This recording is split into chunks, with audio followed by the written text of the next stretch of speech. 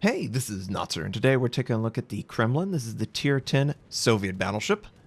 This is an 8.9, where it has received some nerfs. 1,000 damage off of its AP shell, 100 damage off of its HE shell, and 3% off of its fire chance with the same HE shell. So the AP shell now does, I think, around 14,500 instead of 15,500. The HE shell does 6,500 instead of 6,600.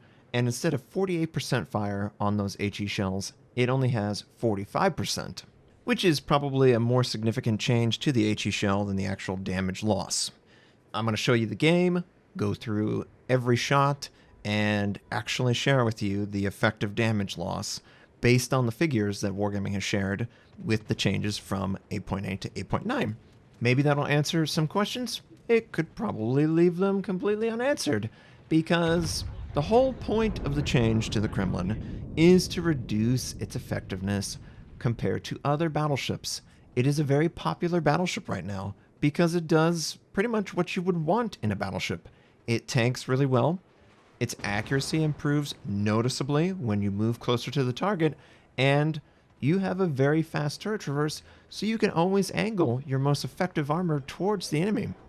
It's a win-win as far as most battleship players are concerned, and as you can see in this game, I'm not overlooking the power it has. I decided to deliberately move into a position where I have pretty much bird's eye view on half of the map. We corner it with the island so that the enemy battleships and enemy cruisers on the other side can't possibly fire on us. I really want to focus on only firing on sea and any ship that might be in front of me. So, of course, we're firing on the GK. That enemy Minotaur, he did decide to hide in the smoke, and I would love to kill him. I mean, I really would love to kill him. We have to be careful to cross-shot. But obviously, we can't see him. So, this is exactly as you would play previously, and there's no accuracy adjustments so far to the Kremlin. You won't feel any effects, any ill effects from this change, other than your damage number will be smaller than it would have been previously. It's a different way of balancing the ship, and, based on my gameplay, it probably is a useful way to balance it. I just don't know that keeping the Soviet battleships so dominant as tanks, and I've talked about this before, is healthy for the game. Merely improving the other battleship lines so they are not, obviously, equal to the tank ability, but they can come close in some instances, would help to serve the same situation that we find ourselves in. We basically see no reason to pull anything other than a Kremlin for most competitive tank situations as a battleship, because it's got the accuracy, it's got the defensive capability, and it does both of those very, very well, to the point where it can even move into an aggressive position and stay for minutes longer than any other Tier 10 battleship. So it's definitely powerful, and it's still very, very powerful. And, ooh, enemy Minotaur. Man, I wish I could bring back that shot against the Des Moines. Obviously, it's a Des Moines. We can overmatch its 27 millimeters, so this angle, he doesn't really have the kind of advantages that he would have against other battleships, but I couldn't hit the shot because he's kind of far away, and if I would have just held my fire, we could have probably fired on the Minotaur, and that would have contributed way more than any shot towards the enemy. And I don't verify the exact range position, so I undershoot the Minotaur. Miss out on that kill, and totally my fault, but friendly Des Moines does take out the target. Now, we are under constant air attack in this position, but that's not the worst thing ever. If he's attacking us, he's not attacking someone else who may or may not be more vulnerable to it. I was running with a friendly, and that friendly was dealing with issues. The Shima was under constant attack, but in my position, he could easily run over to me. And I think that's one of the great features of the Soviet battleship line. They can comfortably exist forward because of their armor. And I don't really see that changing. So, enemy Yamato, he's kind of moving up. He does know what's going to happen, so I think he's preemptively angling. We do, unfortunately, lose B point, but we have a 2-ship advantage. So all we have to do is play this out correctly, and we should be golden. Stranger things have happened, though, and we get a nice, inaccurate shot. 1 in a million, I must say, at 10 kilometers, where half of the shells went completely different direction than the target, and we're dealing with the Midway trying to assault us, but he is sustaining heavy air losses for this attack. And it's only one fire, so you know what? I feel pretty good about just letting it burn. We still don't have B or C. There are a couple enemies that are on the north side. I was kind of worried. Doesn't this have all the telltale signs that, oh, my team's just going to give up? They're not going to try and push into any base capture, and they'll just retreat slowly and we'll lose the game. Incredibly slowly. But we do land a nice shot, and it's going to be felt. And the enemy aircraft carrier is still attacking us. Perfect target for it to attack. And it's only one fire so far. And my build is the same build I use in 8.8, 8.7 I believe, also with these battleships. It works just fine. Wouldn't change it at all in response to the nerf. And the nerf, you know, it's definitely there.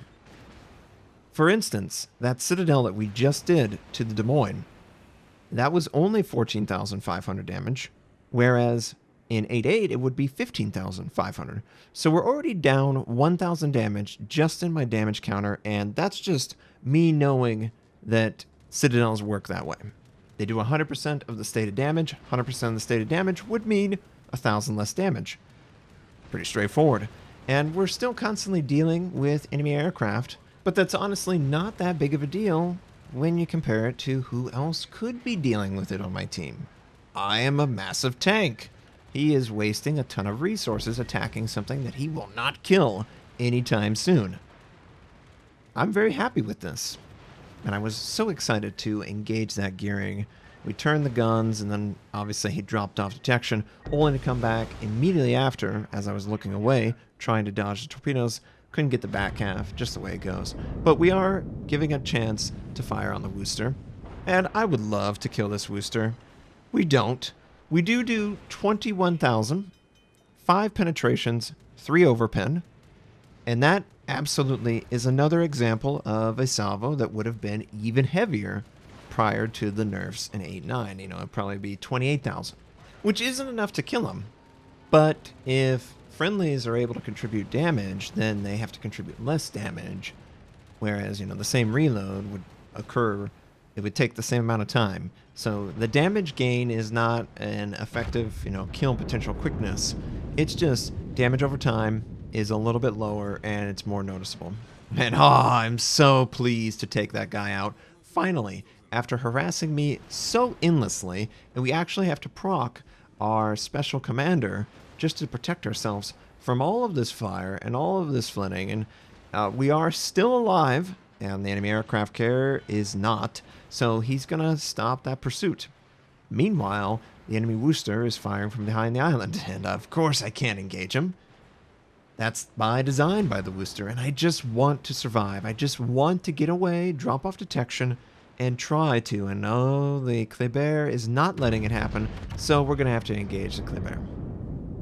There's also an enemy gearing in the area, and we get pretty good damage, 3 overpen for 4,300, which is nice. But even the 3 overpens for 4,300, we lost 300 damage on that target. Just because the overpen also got reduced as well, being 10%, 10% of 1,000, 100. So that's where those figures are coming from. And this is all adding up. You know, we've probably given up 4,000 or 5,000 damage so far in this game, just to the nerfs. It's far more noticeable when you look at it like that versus a Sigma nerf. And honestly, it's less frustrating. If the Sigma was nerfed to 0.2 or 0.3, to the point where you would actually notice the nerf, then the playability goes down. You know, I kind of feel like the German battleships suffer a little bit too much in this regard. They do too much damage when their shells make contact, so wargaming makes them incredibly inconsistent. But I would much prefer doing less damage overall and having the shells actually make contact with the target. It's way less frustrating, and at least I feel the reward of making contact with a ship. So if I'm just looking at the figures and I don't know the effective buff or nerf, and oh, I think we're going to catch this gearing. Yeah, we caught that gearing.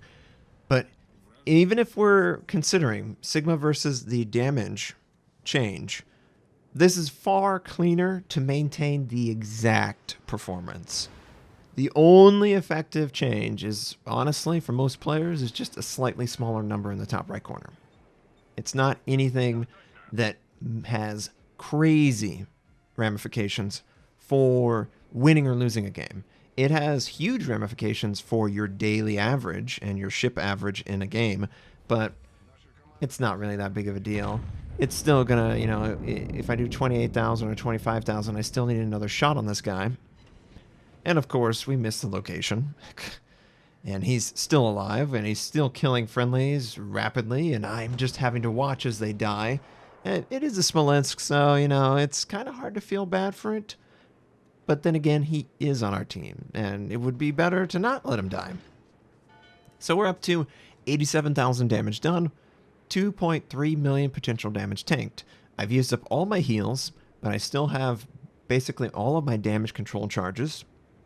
I'm ready to go after this Wooster and end his life. He was so annoying to me, but we're not going to get that opportunity. And unfortunately, we're not going to get another opportunity to fire our guns once.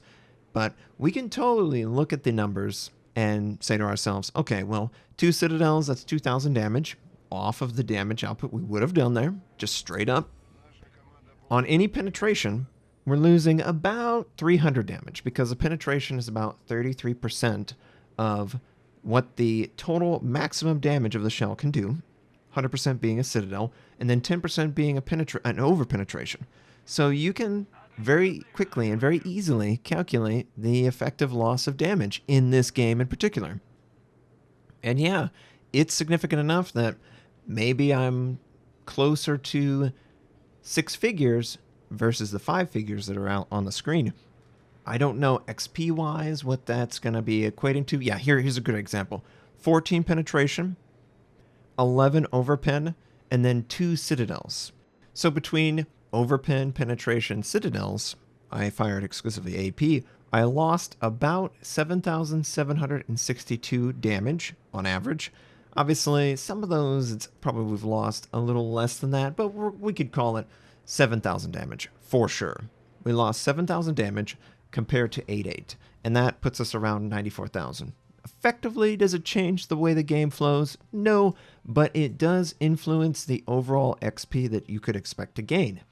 And it might, honestly, in a very close matchup, be the difference maker. And is that big enough of a change to establish all the other battleships equally with the Kremlin and Tier 10? I would probably say that the other battleships deserve to get a little bit more tankability introduced into their line so that they are at least able to do some things that the Kremlin can do so well. I mean, the Kremlin will always be better, but a little bit better is still good, right? Thanks for watching. If you'd like to check out more of my content, you can click the most recent or the most relevant uploads. You could also choose to subscribe to my channel. We do daily World of Warship videos, first impression, how-to, news, and review related. My North American recruit invite is on the screen. You can take advantage of that. I stream at twitch.tv/Notser. Thank you, have a wonderful day, and I'll catch you next time.